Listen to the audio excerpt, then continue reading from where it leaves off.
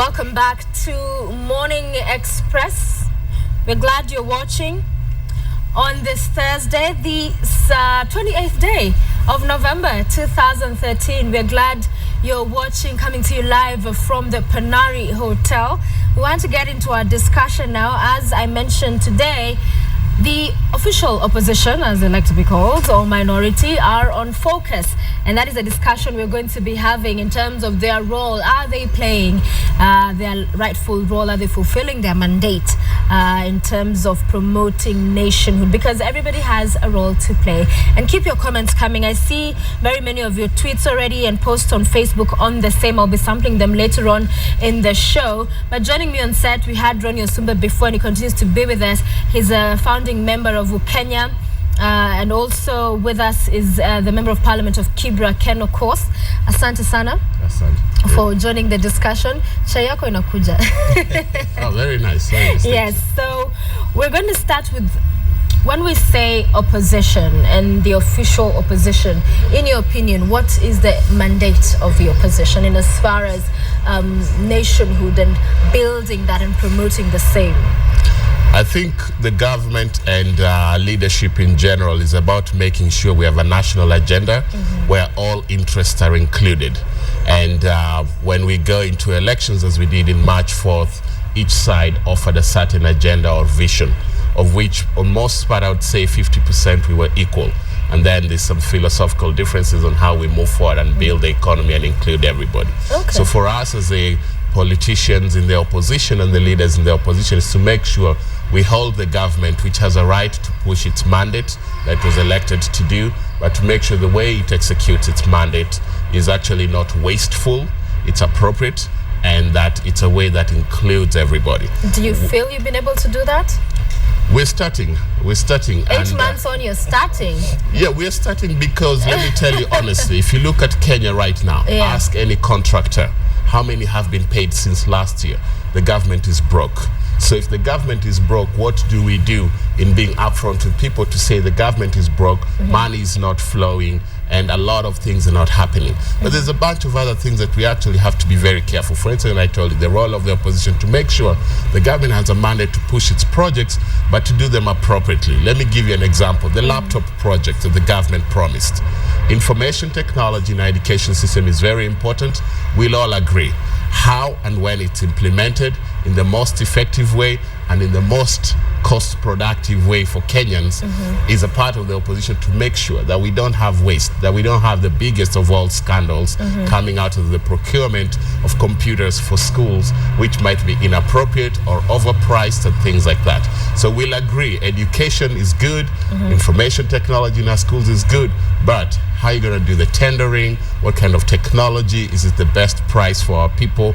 And is it the best for our children's education system? Okay. The standard gauge railway launched yesterday.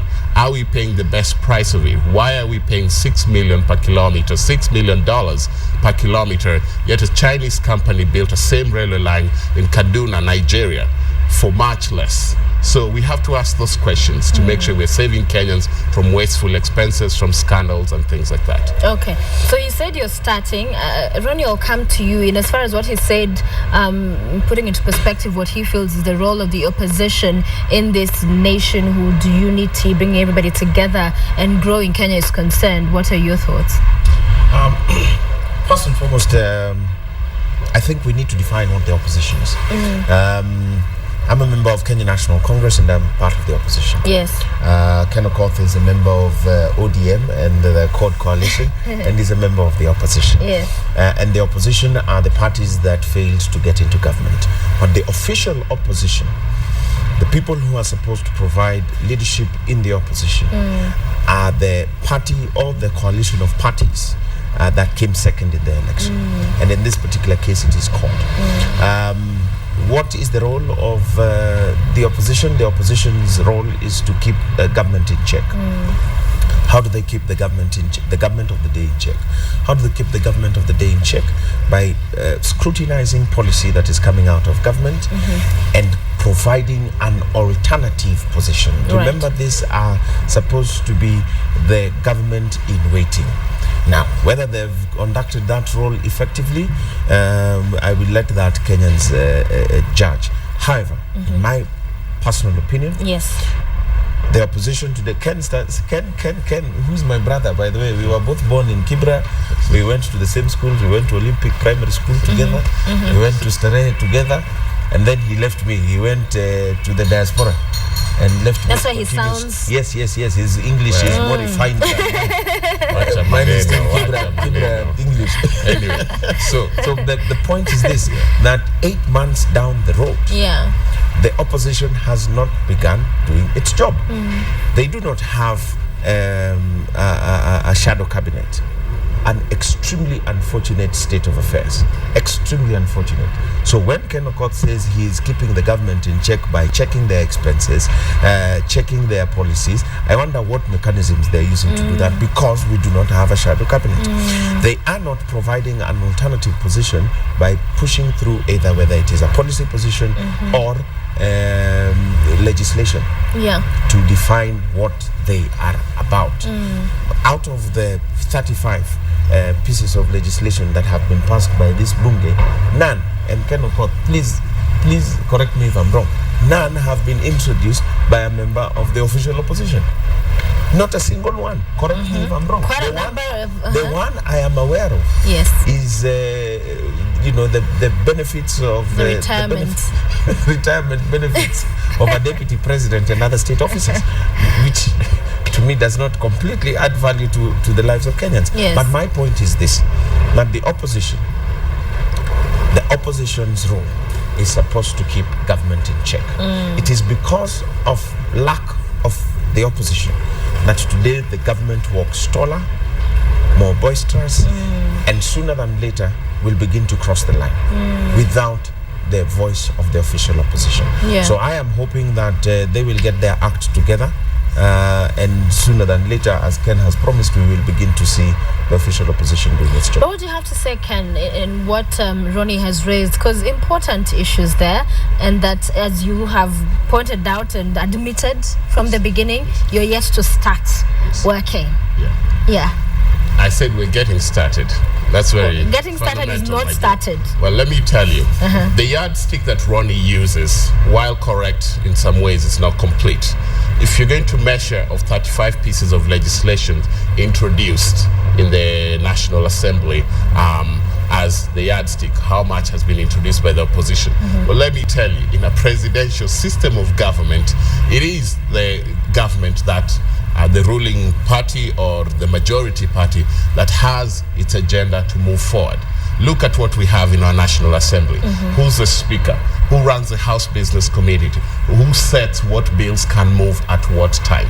And on some of these major bills that we've said anyway, we all agreed, and a lot of the work that our 11th Parliament has to do is to put in place legislation that was already sort of pre-scheduled and pre-timetabled, because we came in with a new constitution and we say to effect the new constitution, these are the sort of laws that have to be changed, these are the sort of laws that have to be done within a certain time framework. So they're doing that work, which is the role of the government anyway. We have to debate it and make sure the laws that come out are the best. So it's not a question of who introduces them, but a question of what's the quality of the final legislation. Did we contribute to it? Did we amend it? And the ones that are wrong, let's take flack for it. For instance, the VAT bill that came out. Because I was just about to put you up to the same, because we do not see much of the involvement. You don't have to put me up to it. We got involved. We nearly tore that place down, and we were told to behave with decorum. But we were opposing those things very strictly. When our teachers went on strike, it's not just a question of legislation, it's a question of philosophy. How do we run government? This is the first time in this country that within 100 days of an administration, schools were closed, all public schools. This never happened in 24 years of rule under President Moi. It never happened under 10 years of President Kibaki. And this government failed and pushed that policy there. So we have to see what are the rights of workers versus the rights of the state and the rights of the corporations and things like that. So I think that's where we're starting to look at. And I would say, even right now, on contentious issues such as the public benefit organizations, on issues such as gender parity and gender inclusion in the management of our public institutions, like the police force. We say one of the inspector generals or deputy inspector generals has to be a woman. the government is trying to propose through the miscellaneous amendment bill that should be taken out so that they can appoint some man there. So everything in the police will be run by men at the top. Those are the things that us as the opposition have to stop and point out and say, you're going against our constitution. So it's not just a competition to introduce a specific number of legislation. All over the world, it's the government and the ruling majority that will introduce the highest number of legislation. The question of the opposition is to shape those to make sure the government can implement its agenda, but also the opposition can get some of its vision included there. I just participated the other day in a debate in Parliament at the evening. Very late in the evening, a bill comes up to talk about derivative markets, about our stock exchange and futures and all that trading. It's very complicated stuff. I'm not a financial expert, but I know when such markets were messed in the United States just a few years ago, we had a wild financial collapse. It started with real estate, mortgages, and all that thing. Here in Kenya, we were going to have a bill pushed by the government which wouldn't have sanctions for any of the brokers and bankers doing business. And I had to be there to insist in the evening that no, there has to be punishment and penalties, financial and otherwise, to make sure that the investor, the citizen, is protected. So those are the types of things we can do, even though the bill was introduced by the government. What's the quality of it when it's done? But whilst you say that, the biggest argument and why the opposition has also been criticized many a times is that we've seen the opposition come out in press conferences when it's late in the day to say we don't support this, we don't, in terms of going behind the scenes or just working to rally that support and make sure in the house their voice is heard. We've not been seeing that. The argument of tyranny of numbers would be put in by some, but at the end of the day, in terms of Kenyans being very clear that we have these people fighting for us in the house, that has not been the case. In fact, what we've seen sometimes is some members walk out. Is that the kind of attitude we're approaching, communicating our positions? Sophie, I think we can. Ken, before you respond, I think we can have a philosophical argument around, whether it is a qualitative approach by the official opposition or whether it is a quantitative approach. Ken Okoth dismisses it as not being a competition, but the bottom line is the quantity, the quantity of measure for Kenyans. They gave you 4, maybe 3 jobs when you went into that parliament. One was representation. Yes. That they want to be felt to be represented. That our views, our opinions are being represented in the house. Yes. Secondly, legislation. That you are actually churning out pieces of legislation that are in the interest of public good. Yes. Thirdly was supervision. That you are keeping government in check. Now, we must sure have some certain form of measure of success. And when it comes to representation, you need the official opposition needs to benchmark and says these are our KPIs. Yes. This is what you will measure us against. We have not seen that. We have not heard that. Okay. If you look at legislation, as far as I'm concerned, we can talk about quality of legislation. We can pin you down on all the 35 pieces of legislation and ask. Sometimes I see how confident and cocky the leader of majority is in parliament, and I think to myself, goodness gracious me, this man must actually know that the opposition is dead and buried. Because he knows he will walk in the park for him. It is a walk in the park for him in parliament. So when you say you will make you are almost bringing the house down over the VAT bill, for me that counts for nothing. At the end of the day, an act of parliament today exists that is against public good. And for all the noise that you made inside that house, the bill was passed with all its flaws and with all its failings. And therefore we can choose to have a theoretical and philosophical debate. But I think you owe it to Kenyans, one, to be better structured, more efficient, and with a good strategy. I don't see the strategy in the official opposition today. It looks like a house in a mess. And we even see one of the headlines here, the Star today, Raila plans major ODM shakeup. That even at the very top, the leadership, there already is that indication that things are just haywire. They appreciate that there is a gap. Things are not working. Ronnie has raised a couple of good points, so we'll just say, well taken. But let me tell you something. Yeah. We've just come from a major election and a serious campaign, and we might even say the last 5 years of the Kibaki government was not a unified government, but a contest preparing for these 2013 elections. Losing those elections and being number 2 is very traumatic. In politics, it's number 1 or nothing, or number 2. You know, ask my dear friend Ronnie. No, it's 1 or nothing. I hope he got enough therapy after March 4th, and I think he's doing fine. I'm very proud of him because some people never come out of the hole. So it is true that in some sense, we as the opposition have had to actually ask ourselves, there's a generational issue here. Who's the generation of leadership that's going to take this country forward to the next level? Is it people like Ronnie and myself, people in our mid-30s, in our early 30s, people in their late 20s that are in that National Assembly? I'm treasurer of the Kenya Young Parliamentarians Association. We're getting organized. There's about 47 of us who are people who got elected at the age of 35 and below.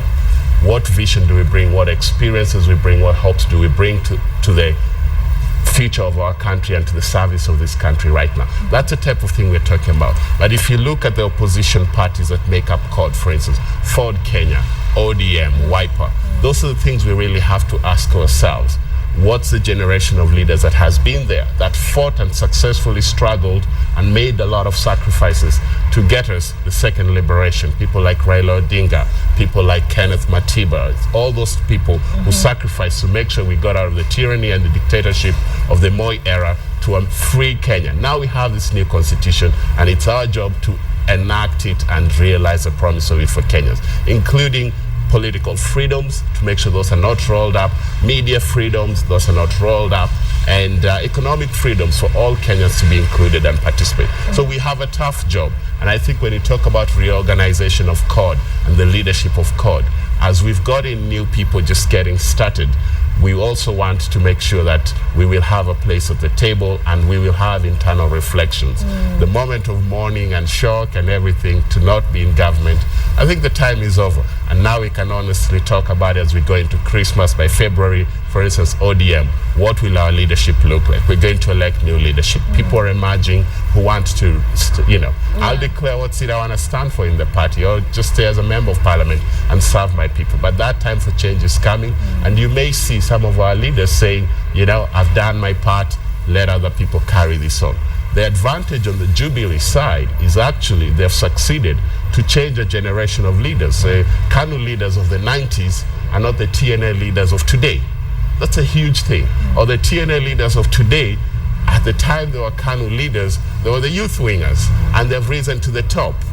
That's not necessarily what we have today. And you can see in the age gap, a lot of our leaders, different things. But it's not just a question of age, it's a question of also the ideas and the vibrance of the ideas. So I don't think only numerical age should say, oh, the leadership of CORD should change. If the ideas are relevant and for the time, I don't care. People might vote for Nelson Mandela today at 90 something if they thought his ideas were the right ideas. So that's where we're going, and we're rising up to the challenge. If we're making mistakes, please call us on it, give us advice, and hold us to task, because we're your servants and you pay us. We will continue, because that, I guess, is begun on what the opposition is doing now. But this conversation must take us back also to multi-party, when we were one-party state. And some would argue, was it a good move for us? Yes, at the time, of course, we have very many people who fought for that. But also we've seen our parties have been vehicles for people to be elected into leadership. The place for ideology is not there anymore. That it's really about partisan politics. That if this works for me or this is in our favor, then we'll support. So should we then just be back to that kind of a system where, it's one party, because at the end of the day, it's not ideology that's keeping us in different parties. It's these tribal lines. It is kingpins. Then we come, gather around them because we feel when I'm around this person who's recognized and they endorse me, then I'm good to go. So has multi-party politics helped, or has it further just entrenched in terms of the conversations now we have around our nationhood, and bringing that conversation to more having ideologies and not just... tribal politics? Sophie, I think we need to, and first and foremost, let me just say, I appreciate the youthfulness that and vigor that is in Parliament today. I have a lot of friends who we have been on the struggle with, have participated in national discourse with, and I think they are doing, the best that they can given the space that they have been given within their parties. And I wish, Ken and all these young parliamentarians well, because I know they are the future of this country, but we hope that they will not learn and entrench bad habits. I have something to say on bad habits. No, we'll talk about bad habits. But talking about multi-partyism, we must remember that Kenya has been a multi-party state for only 22 years. We are still a very young democracy, if you think about it. We have gone through only three presidents in a multi-party state. We've only had 4 elections, and therefore we are still young, learning. We will fall in many places, but Kenyans are resilient, and we've risen up to the occasion when we have been called to rise up to the occasion. You will look at the progression over the last 22 years. And initially we started as largely very tribal parties, having very, entrenched positions within our tribal cocoons. And so you had Ford, which was largely a Luo party, and then you had Ford Asili, which ended up being a Kikuyu party, and then you ended up with DP, which was largely a Kikuyu party. But we have progressed, and we have made some significant gains in terms of just building a strong multi-party state. And I think one of the things that we must appreciate is that in this last election, it was less of a tribal affair. It was less of a tribal affair than we have seen before. If you look at the different coalitions, you will see that they managed to attract a lot of cosmopolitan and national appeal across all the coalitions. Eventually, of course, strategies collapsed, and towards the general election, somehow people, went back to their cocoons. But I think, in itself, pluralism is good for the nation. One, it allows for freedom of expression. It allows for inclusivity, and therefore, even if you, and this is why precisely I think it is important for God to rise up to the occasion, that even if you don't feel like you're in government, you still feel represented. Unlike before, when you didn't feel you're in government, you had no space. Okay. You completely had no space. Gentlemen, I want us to take a very quick, short break. When we return, I want to hear your views on the same, because at the end of the day, we must then look very critically at what we've had and whether it's working, or do we need to go back? You say pluralism works, it should be there, it brings about involvement and engagement of all parties. But at the end of the day, if when it matters most, we go back to our cocoons, then is it really working? Absolutely. Yeah, we'll talk about that in a short while. We'll take a short break now. Stay with us, Morning Express. It is now 7:35 a.m. We are back, and we're joined by a new guest who I'll be introducing in a short while.